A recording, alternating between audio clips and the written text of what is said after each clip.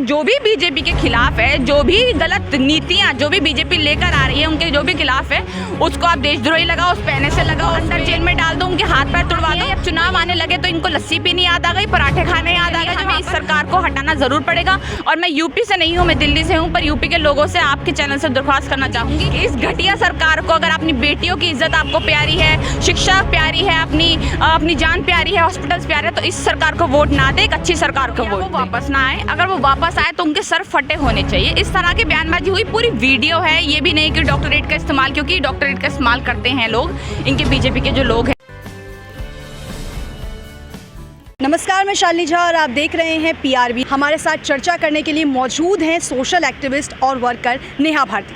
पहले तो आपका बहुत बहुत स्वागत है। Thank you. कि अगर आप बीजेपी शासन में किसी भी चीज़ के लिए आवाज़ उठाते हैं तो आप देशद्रोही कहलाते हैं। देखिए, बीजेपी शासन में अगर आप उन लोगों के साथ हैं जो ये बोलेंगे कि देश के गद्दारों को गोली मारो, सालों को, तो आप सबसे अच्छे हैं। अगर आप उन लोगों के साथ हैं जो यहाँ पर नारे लगा रहे हैं मुल्ला काटा जाएगा, तो आप बहुत अच्छे हैं। अगर आप लड़कियों के साथ बलात्कार करने पर कुछ नहीं बोल रहे तो आप बहुत अच्छे हैं। पर अगर इनके विपक्ष जाकर आप कोई भी काम करेंगे, चाहे तो वो हिंदू हो, मुस्लिम हो, दलित हो, इनफैक्ट इनका खुद का ब्राह्मण, कोई भी ब्राह्मण या ठाकुर भी कोई ना हो, तो इनके लिए वो सब देशद्रोही हो जाते हैं। जो भी बीजेपी के खिलाफ है, जो भी गलत नीतियां जो भी बीजेपी लेकर आ रही है, उनके जो भी खिलाफ है, उसको आप देशद्रोही लगाओ, उस पैने से लगाओ, उस पे क्या कहते हैं UAPA लगाओ, उनको अंदर जेल में डाल दो, उनके हाथ पैर तुड़वा दो। तो ये हम सब देख रहे हैं। और अगर उसकी गिरफ्तारी नहीं हो रही तो हम ये नहीं कहेंगे कि उसकी गिरफ्तारी क्यों नहीं हो रही। हमारा सीधा सीधा जो सवाल है वो उठता है हमारे गृह मंत्री से, जिसके हाथ में कानून व्यवस्था है सारी।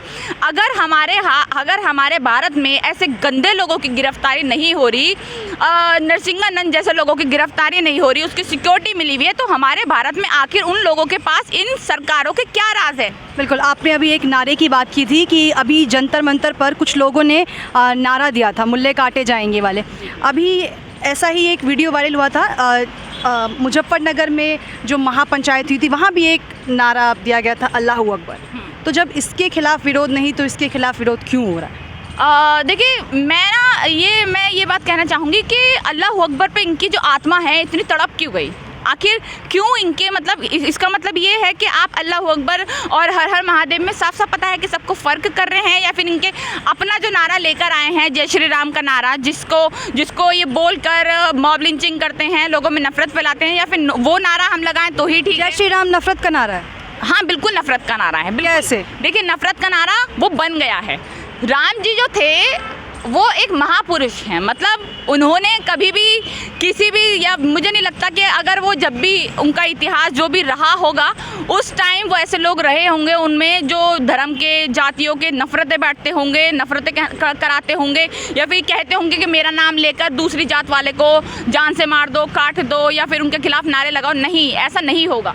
वो महापुरुष थे, उनका नाम लेकर आप ऐसा कर रहे हैं, उनका नाम लेकर आप कह रहे हैं कि भैया जय श्री राम, फिर उसके बाद ये बोल रहे हैं मुल्ला काटा जाएगा, फिर अल्लाह की बात भी की गई वहाँ पर उनके लिए बहुत गंदी, मतलब हम बोल भी नहीं सकते, बोलना भी शायद बहुत बड़ा अपराध है, तो बोल भी नहीं सकते, उस तरह के नारे लगे। तो ये सब देखकर हमें पता चलता है कि ये कौन सी सरकारें करा रही हैं। और फिर अल्लाह अकबर की हम बात कर रहे हैं, तो मैं भी कहती हूँ अल्लाह अकबर बिल्कुल कहेंगे। क्यों?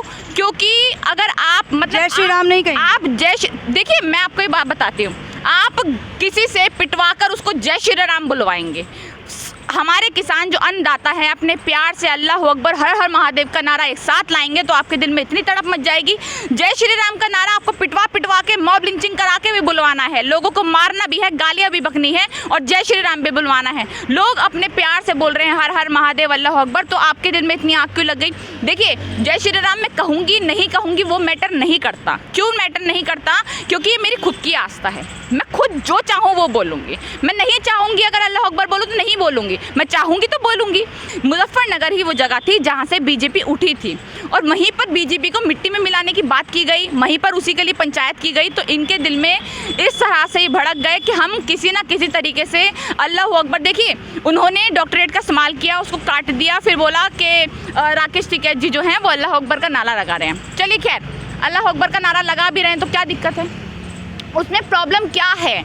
अगर हमारा भगवान है तो हमारा अल्लाह भी है, हमारा खुदा भी है, हमारे वाहे गुरु भी है, हमारे सब हैं।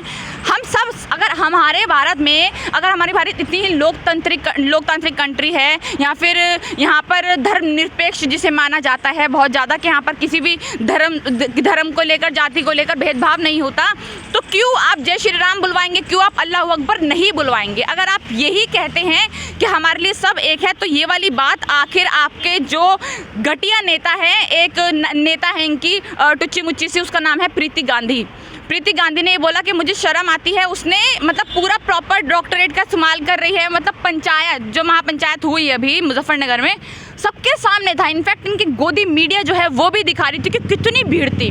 अभी स्मृति ईरानी पहुंची हुई है उत्तर प्रदेश। कुछ समय पहले खुद प्रधानमंत्री काशी पहुंचे थे, वहाँ पे कह रहे हैं कि उत्तर प्रदेश नंबर 1 है हर चीज़ में, महिलाएं सुरक्षित है, जो भी है। स्मृति ईरानी सक्रिय नज़र आ रही हैं, दुकानदारों से मिल रही हैं, लस्सी पी रही हैं। क्या लग रहा है आपको, कुछ बदलाव होगा इससे? अभी स्मृति ईरानी को क्यों याद आया? मतलब लस्सी पीनी याद आ गई। जो बच्ची का बलात्कार हुआ है हमारे संगम विहार में, जिसको हमने देखा अभी, राबिया उस बच्ची का नाम है, लड़की है, मतलब 20-21 साल की है, और 50 चाकू घोंपे गए, इतनी निर्दयी हत्या की गई उस बच्ची की। उसके लिए वो जब सामने नहीं आई तब उनको नहीं दिखा। अगर आपके लिए, देखिए, देश की जो महिलाएं हैं वो सब एक है, चाहे यूपी की हो, दिल्ली की हो। अगर दिल्ली में भी, अगर यूपी की हम बात करें, हाथरस घटना जो थी वो यूपी की थी, तब ये बाहर नहीं आई। अब चुनाव आने लगे तो इनको लस्सी पीनी याद आ गई, पराठे खाने याद आ गए जो वहाँ पर। और देखिए, मुझे ये समझ नहीं आता, जब भी पराठे खा रहे होते हैं, लस्सी पी रहे होते हैं, तो इनकी ऐसे प्रॉपर फोटो कौन खींच लेता है? कौन आता है? वो कौन से कैमरामैन को बुलाकर ही वहाँ पर रखते हैं? या फिर जो हमारे मोदी जी हैं, जब अपनी माँ का आशीर्वाद लेने जाते हैं तो कितने सारे कैमरामैन अपने लेकर जाते हैं। या फिर ऑडियो कॉल पे जब इनसे बात कर रहे होते हैं हमारे खिलाड़ियों से, तब इनको कौन बोलता है कि भैया लाउड स्पीकर पे बात करो, अपने खिलाड़ियों को कौन बोलता है लाउड स्पीकर करो? तो ये सब इनकी मिली जुली साजिश, सोची समझ चाल। ठीक है, एक आखिरी सवाल है। उत्तर प्रदेश में चुनाव है और ब्राह्मण कार्ड जो है पूरी तरह से खेला जा रहा है, चाहे जो भी पार्टी है। और योगी आदित्यनाथ ने भी कहा था मंदिर, रामलला आएंगे, मंदिर वहीं बनाएंगे, मंदिर भी बन रहा है। क्या लग रहा है, इस पर कुछ होने वाला है? योगी को साथ मिलने वाला है? अभी देखिए, जिस तरह से पंचायत हुई, मुझे तो लग रहा है कि इनकी बहुत बुरी हालत होने वाली है।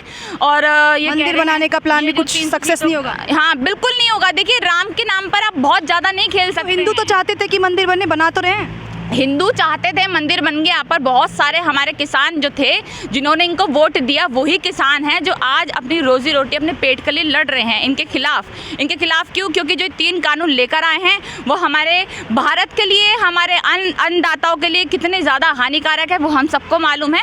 और अगर हम बात करें कि राम मंदिर बन गया, तो राम मंदिर से आप लोगों की जान नहीं बचा सकते।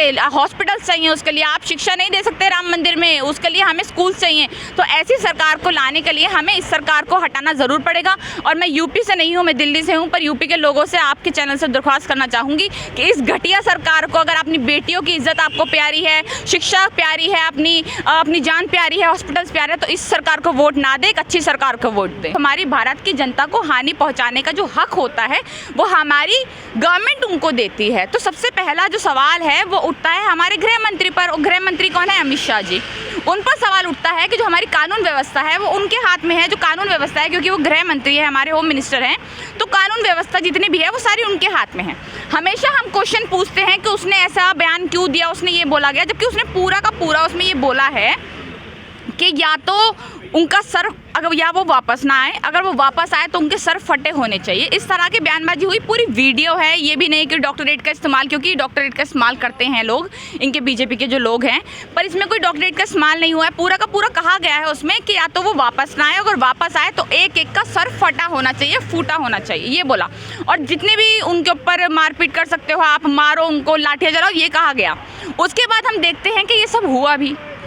एक हमारे किसान, जो हमारे अन्नदाता है, पहली बात उनके ऊपर, जो हमें रोजी रोटी दे रहे हैं, जो हमें अन्न दे रहे हैं, उनके ऊपर हाथ उठाना सबसे बड़ा अपराध है मेरे ख्याल में। इट मीन्स कि आप अपने जो अन्नदाता है, इनफैक्ट आपके भगवान जो है, आप उनको मान ही नहीं रहे हैं, आप उनके ऊपर लाठी चार्ज कर रहे हैं, उनको मार रहे हैं, उनको गालियाँ दे रहे हैं। फिर उसके बाद हमने देखा कि उनका सर फाड़ दिया। अगर हम तिरंगे की बात करेंगे, भगवे की बात नहीं करेंगे तो हम एंटी नेशनल हैं। अगर हम बच्चियों के बलात्कार की बात करेंगे, इनके जो खुद के नेता उनके जो रेप कर रहे हैं उनके खिलाफ बोलेंगे तो हम देशद्रोही हो गए। अगर हम अपने भारत की बात कर रहे हैं, भारत में अन्नदाताओं की बात कर रहे हैं, भारत में एक रिलीजन की बात कर रहे हैं जिसके खिलाफ ही लगातार एजेंडा अपना चलाता आए हैं मुस्लिम लोग, उनके अगर हम पक्ष में हैं तो ये लोग हमें देशद्रोही कहेंगे। तो ये थी हमारे साथ नेहा भारती, जिन्होंने उत्तर प्रदेश चुनाव पर अपनी राय रखी और इनका कहना, और इन्होंने साथ ही ये अपील कर दी है कि उत्तर प्रदेश की जनता जो है वो योगी सरकार को मौका ना दे। चलिए, ये तो आने वाला वक्त ही बताएगा और रिजल्ट ही बताएगा कि आखिर यूपी में सत्ता किसके हाथ में रहती है। तमाम खबरों के लिए PRB न्यूज़ के साथ बने रहें। धन्यवाद।